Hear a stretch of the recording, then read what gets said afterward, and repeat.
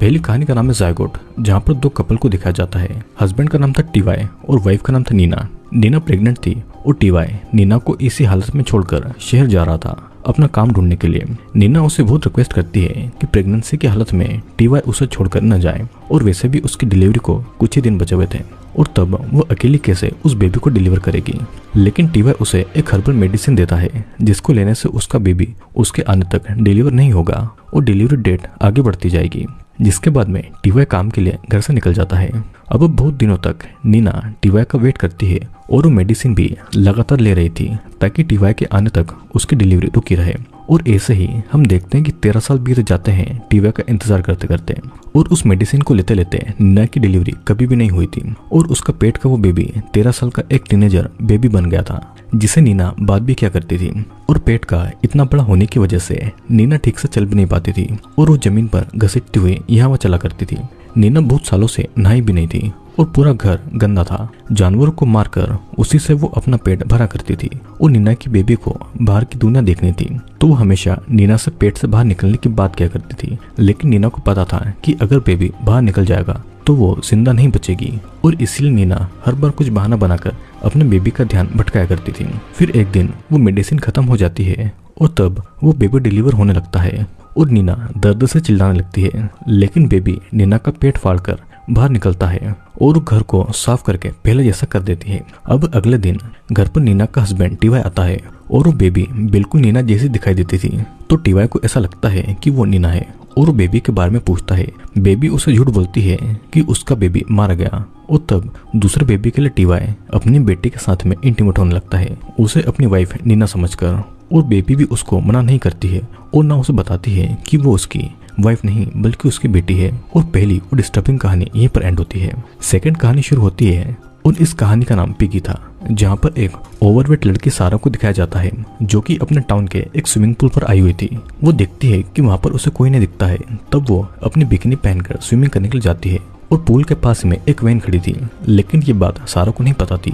सारा swimming pool के अंदर जाने ही वाली थी, लेकिन वहाँ पर एक आदमी को देखकर वो अंदर नहीं जाती है। और तभी वहाँ पर सारा के स्कूल के कुछ बुरी लड़कियां जीना, नोरा और क्लोनी वहाँ पर आकर उसका मजाक बनाने लगते हैं और पूल वाले आदमी को सारा का बॉयफ्रेंड समझकर सारा के कैरेक्टर पर गलत बातें बताने लगते हैं। वो आदमी भी उनको करेक्ट नहीं करता है कि वो सारा का बॉयफ्रेंड नहीं है, और उनकी बातों से बचने के लिए सारा पूल के अंदर चली जाती है और तब वो आदमी और बाकी की लड़कियां भी वहां से चली जाती है। अचानक हम पानी के अंदर एक लाश को नोटिस करते हैं जो कि सारा को दिखाई नहीं देती है, और सारा जब पानी के अंदर से अपना सर बाहर निकालती है तो बुरी लड़कियां एक नेट से सारा को पकड़कर उसे परेशान करती है और वो उसको पिगी बुलाती है। फिर किसी तरह सारा नेट से खुद को आजाद करती है, और इनमें से क्लोनी एक टाइम पर सारा की बहुत अच्छी दोस्त हुआ करती थी, लेकिन वो भी अब दूसरों के साथ में मिलकर सारा को बुली किया करती थी। और जाते जाते वो लड़के सारा का फोन और उसके कपड़े भी अपने साथ में लेकर जाती है। मजबूरी में सारा को बिकनी में ही घर की तरफ निकलना पड़ता है, और रास्ते में कुछ लड़के सारा को इस तरह से देखकर उसे हैरेस करके वहां से चले जाते हैं। और तब सारा फिर से हैरेस होने के डर से वो दूसरे रास्ते से ही घर की तरफ जाने लगती है। कुछ दूर जाने के बाद में सारा को वही वैन और वही स्विमिंग पूल और वो आदमी नजर आते हैं, जिसे देखकर ऐसा लग रहा था कि जैसे कि वो आदमी किसी बॉडी को वैन में डाल रहा है। और जाते जाते वो आदमी सारा के पास में वैन को रुककर उसके कपड़े और उसका सामान उसके पास में छोड़कर जाता है। तभी सारा नोटिस करती है कि वैन के अंदर क्लोनी खून से लथपथ उससे मदद मांग रही है।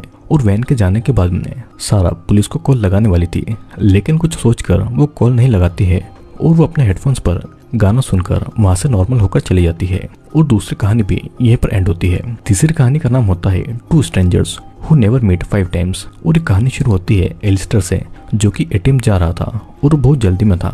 लेकिन एटीएम पर उस टाइम समीर नाम का एक मुस्लिम आदमी था। समीर को देर होता देखकर एलिस्टर को बहुत गुस्सा आता है और समीर पर बहुत रेसिस्ट कमेंट करने लगता है, और वो उसके देश और उसके रिलीजन को लेकर एलिस्टर उसे बहुत बुरी बातें कहने लगता है।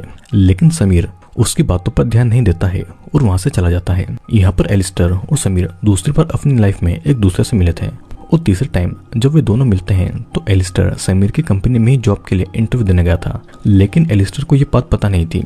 एलिस्टर का इंटरव्यू बहुत अच्छा गया था और अपनी कंपनी के बॉस से मिलने के बाद ही एलिस्टर को वो जॉब मिलने वाली थी। एलिस्टर बॉस से मिलने के लिए जाता है और वो देखता है कि बॉस और कोई नहीं बल्कि समीर है। समीर एलिस्टर को देखकर बहुत परेशान हो जाता है और उसे एलिस्टर की सारी रेसिस्ट बातें याद आती है जो कुछ उसने समीर को कही थी, लेकिन एलिस्टर को कुछ भी याद नहीं था और फिर भी समीर एलिस्टर को जॉब नहीं देता है।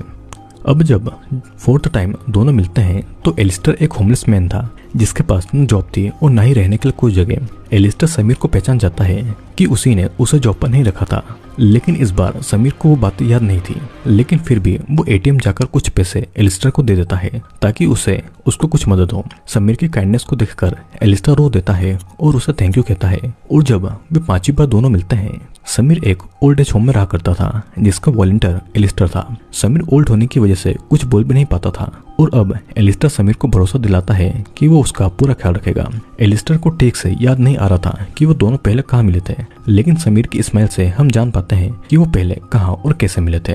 और फिर कहानी उनकी पहली मुलाकात पर आती है जहाँ पर समीर और एलिस्टर बच्चे थे और वो पार्क में खेल रहे थे। कुछ देर खेलने के बाद में एलिस्टर की माँ एलिस्टर को वहां से ले जाती है और ये मूवी यहीं पर एंड होती है।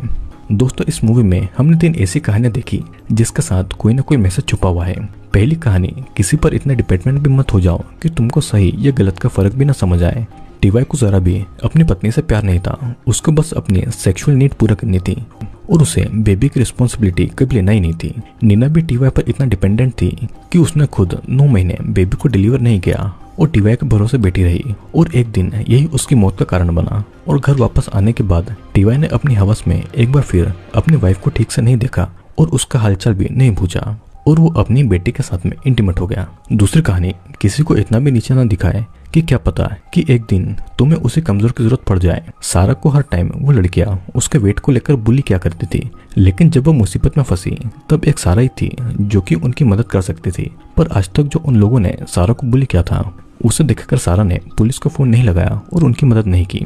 तीसरी कहानी किस्मत पर है। एलिस्टर और समीर लाइफ में एक दूसरे से 5 बार मिलते हैं और इन 5 बार एलिस्टर और समीर ने एक दूसरे को कुछ न कुछ सीख दी, कुछ मदद भी की। पहली मुलाकात में दोनों ने एक दूसरे के बचपन को थोड़े टाइम के लिए ही सही लेकिन एंजॉय किया।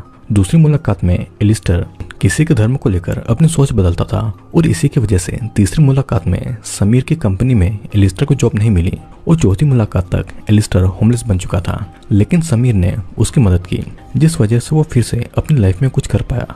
और 5वीं मुलाकात में समीर ओल्ड एज होम में था और तब एलिस्टर ही बाकी की लाइफ समीर की मदद करने वाला था और दोनों को याद था कि किस्मत उनको किन कारणों से मिला रही थी।